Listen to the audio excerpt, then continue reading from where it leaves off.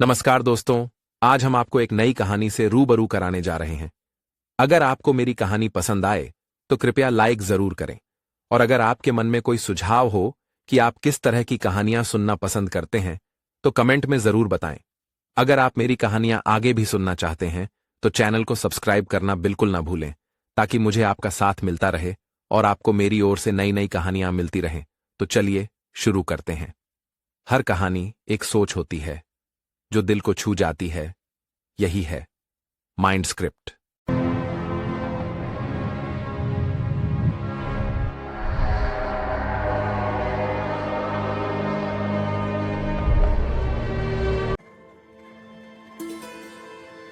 गांव में इस बार का मेला कुछ खास था। हर साल की तरह इस बार भी मेले में दूर दूर से लोग आए थे, लेकिन इस बार की रौनक ही अलग थी। हर तरफ रौनक ही रौनक थी। बच्चों की खिलखिलाहट, दुकानदारों की आवाजें और रंग बिरंगे झूले, सब कुछ जैसे किसी सपने जैसा लग रहा था। लोग नए कपड़े पहने खुशियां मना रहे थे। महिलाएं रंगीन साड़ियों में सजी थीं। बच्चे गुब्बारे और खिलौने लिए इधर उधर दौड़ रहे थे। वीर, एक हंसमुख और जिंदा दिल लड़का, मेले में अपनी मां के साथ आया था। उसकी आंखों में उत्साह और चेहरे पर मासूमियत थी। चांदनी, गांव के सरपंच की बेटी, अपनी सहेलियों के साथ मेले का आनंद ले रही थी। उसकी हंसी और चंचलता सबका ध्यान खींच रही थी। भीड़ में अचानक वीर और चांदनी की नजरें मिलीं। दोनों की नजरें जैसे ही मिलीं, एक अनजानी सी हलचल उनके दिलों में दौड़ गई। एक पल को तो जैसे दुनिया थम सी गई। चारों ओर की भीड़ और शोर शराबा मानो कहीं दूर चला गया। वीर चांदनी की खूबसूरती देखता ही रह गया। उसके बालों में बंधी गजरा और मुस्कान ने वीर का दिल जीत लिया। चांदनी भी वीर की सादगी और हंसी से प्रभावित हुई। उसे वीर की आंखों में सच्चाई और अपनापन नजर आया। नजरें मिलते ही दोनों जरा शर्मा गए और मुस्कुरा दिए। दोनों के दिलों में एक मीठा सा एहसास जाग उठा। किस्मत को कुछ और ही मंजूर था।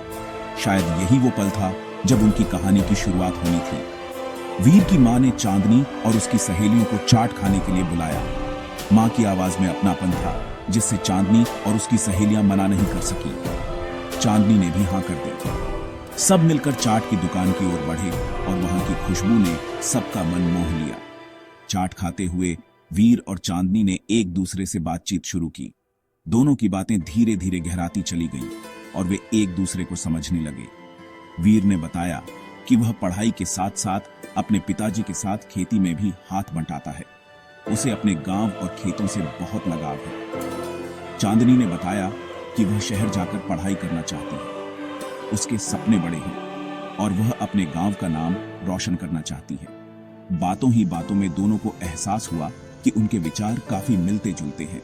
दोनों के सपने अलग जरूर थे, लेकिन जज्बा और सच्चाई एक जैसी थी। शायद यही शुरुआत थी एक नई दोस्ती की, जो आगे चलकर कुछ और रंग लाएगी। मेला खत्म होने के बाद भी वीर और चांदनी एक दूसरे के बारे में सोचते रहे। वीर को चांदनी की हंसी और मासूमियत याद आती रही। चांदनी को वीर का मिलनसार और हंसमुख स्वभाव भा गया था। अगले दिन वीर ने हिम्मत करके चांदनी के घर के पास से गुजरते हुए उसे आवाज दी। चांदनी भी वीर को देखकर मुस्कुरा दी। धीरे धीरे दोनों की मुलाकातें बढ़ने लगी। कभी वीर चांदनी के लिए किताबें लाता तो कभी चांदनी वीर को पढ़ाई में मदद करती। दोनों साथ में गांव के बाहर घूमने भी जाते। कभी खेतों के किनारे तो कभी नदी किनारे। दोनों घंटों बातें करते। उनकी दोस्ती गहरी होती जा रही थी। गांव में वीर और चांदनी की नजदीकियां अब लोगों की नजरों से छिपी नहीं थीं। धीरे धीरे उनकी दोस्ती की चर्चा पूरे गांव में फैलने लगी थी। हर गली, हर नुक्कड़ पर लोग उनके बारे में बातें करने लगे थे, मानो उनकी जिंदगी अब सबकी नजरों में आ गई हो। लोग तरह तरह की बातें बनाने लगे। कुछ ने तो उनकी दोस्ती को गलत समझ लिया और अपने अपने हिसाब से कहानियां गढ़ने लगे। गांव की औरतें चौपाल पर बैठकर फुसफुसाती तो मर्द चाय की दुकानों पर चर्चा करते। कुछ लोगों ने वीर के पिता से शिकायत की कि उनका बेटा गलत संगत में पड़ गया है। पिता के लिए यह बात बहुत भारी थी, क्योंकि गांव में इज्जत सबसे बड़ी चीज मानी जाती है। चांदनी के घर भी बात पहुंची तो हंगामा मच गया। घर के बड़े बुजुर्गों ने उसे डांटना शुरू कर दिया और मां की आंखों में चिंता साफ झलक रही थी। सरपंच ने चांदनी को घर से निकलने तक बंद कर दिया। उसे घर के अंदर ही रहने की सख्त हिदायत दी गई, ताकि गांव वालों की बातें और न बढ़े।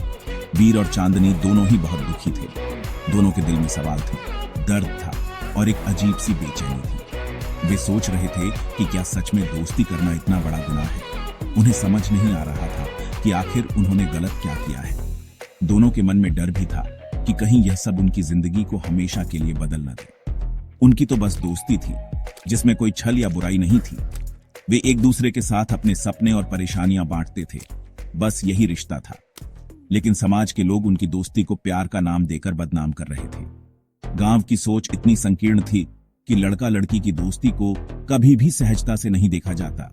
वीर और चांदनी के बीच जाति और आर्थिक स्थिति का भी फर्क था, जो उनके प्यार के रास्ते में रोड़ा बन रहा था। समाज की इन दीवारों ने उनकी मासूम दोस्ती को भी सवालों के घेरे में ला खड़ा किया था। वीर और चांदनी ने कभी हार मानने का नाम नहीं लिया। मुश्किलें चाहे जितनी भी आईं, दोनों ने एक दूसरे का साथ नहीं छोड़ा। उनके दिलों में उम्मीद और विश्वास की लौ हमेशा जलती रही। उन्होंने ठान लिया कि वो समाज के आगे नहीं झुकेंगे। परिवार और समाज की नाराजगी के बावजूद दोनों ने अपने रिश्ते को मजबूती से निभाने का फैसला किया। वीर ने चांदनी को एक भावुक खत लिखा, जिसमें उसने अपने जज्बात और सपनों को साझा किया। उसने बताया कि वो उससे कितना प्यार करता है और उसके बिना जीवन अधूरा है। चांदनी ने भी अपने दिल की बात खत में लिखकर वीर को भेजी। उसने अपने प्यार का इजहार किया और भरोसा दिलाया कि वो हमेशा उसके साथ रहेगी। दोनों ने एक दूसरे से वादा किया कि वो अपनी पढ़ाई पूरी करेंगे और अपने पैरों पर खड़े होंगे। उन्होंने तय किया कि अपने सपनों को पूरा करने के लिए वे एक दूसरे का साथ देंगे। वीर और चांदनी ने अपनी पढ़ाई पर पूरी तरह ध्यान देना शुरू कर दिया। वे घंटों किताबों में डूबे रहते, एक दूसरे को पढ़ाई में मदद करते। वीर ने खेती में नए नए प्रयोग किए, जिससे उसकी फसलें और भी बेहतर होने लगी। उसने अपने परिवार की आर्थिक स्थिति सुधारने के लिए कड़ी मेहनत की। चांदनी ने भी अच्छे नंबरों से परीक्षा पास की और शहर जाकर पढ़ाई करने लगी। उसने अपने सपनों को साकार करने की ओर पहला कदम बढ़ाया। दोनों ने एक दूसरे को आगे बढ़ने के लिए हमेशा प्रेरित किया। जब भी कोई निराश होता, दूसरा उसे हिम्मत देता और आगे बढ़ने का हौसला देता। उनका प्यार हर चुनौती के साथ और भी गहरा होता गया। दोनों ने साबित कर दिया कि सच्चा प्यार और विश्वास हर मुश्किल को पार कर सकता है।